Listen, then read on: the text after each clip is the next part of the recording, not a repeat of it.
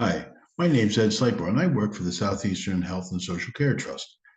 Welcome to Making Our Nervous System Work for Us, using the polyvagal theory to improve our well-being. Now, this is a guide for the online work that we have that brings that book to you. Now, we're glad you're here and glad you can get started with us.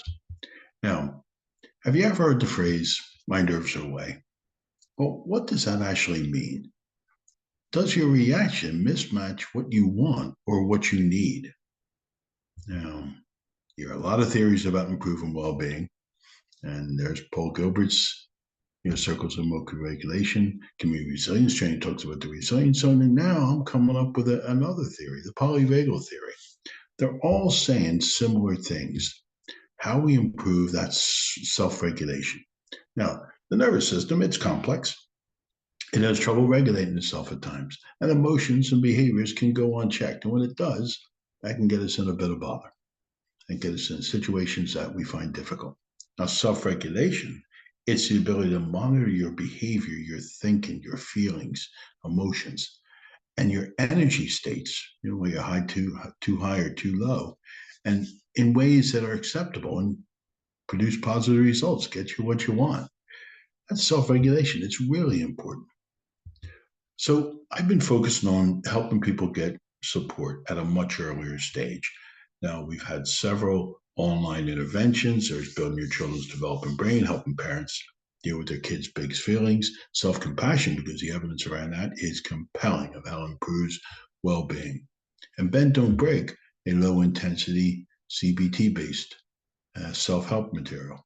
We have all that material online. There's a poster we have for it. And if you want to find this work, just go on ASCERT's website and there it is. Go up to the resource hub, drop it down to the self-help section, and there it is. Now, we've done this work with ASCERT, and what we're keen to do is bring the polyvagal as a way of supporting our well-being to you. Now, we started this work in 2001 with a focus group with service users, staff, foster carers, started to pull it together into a workbook. We've been using that for a while now, and we developed a smaller leaflet that's an easier read version. But how do we bring that work to you online? So we're creating this resource. Now, to get the most from this work, this is not a complete course on the polyvagal theory, by no means. It's an introduction. But how you use it is entirely up to you. We do hope you find it helpful. And so far, people have. It is a workbook.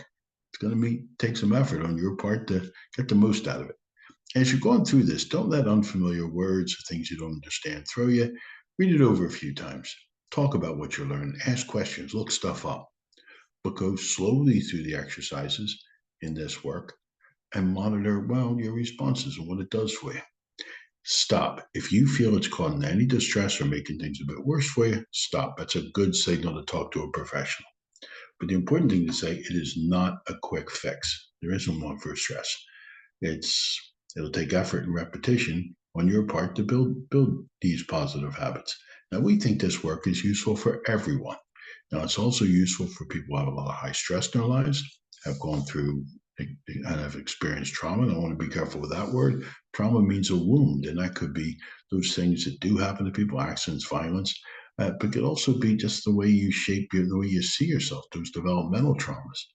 And it can also be useful for people who let's call neurodiversity, people whose nervous system is wired a little bit different. So this work is useful for everyone. I'll go back to say the most important thing, it's up to you what you take from it.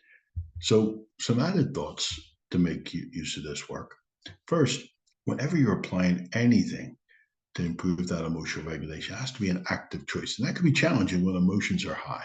You got to remind yourself, I want to stay calm. You want to control your emotions rather than your emotions controlling you. So to get using this work, to start, try to use this material in calm times. Practice them in calm times and get comfortable with them so you can use them when you need them most. And there's not one size fits all. No skill works for everyone. Discover what works for you and use them with flexibility. And we need to be realistic about our expectations. No skill or technique is a magic bullet. They won't work 100% of the time, but the evidence is saying this is really helpful. And as we said, a word of caution, if this work has caused you more distress or making things a bit worse for you, stop. That's a good signal to talk to someone. Now, what we're going to go through this work, we have basically 4 parts. We're going to go through understanding, self-awareness, and putting it into action. So our starting point will be understanding our nervous system and the polyvagal theory. And then we're going to move on to part 2, calming our nervous system with breathing, self-containment, and self-compassion. A few other exercises to calm our nervous system.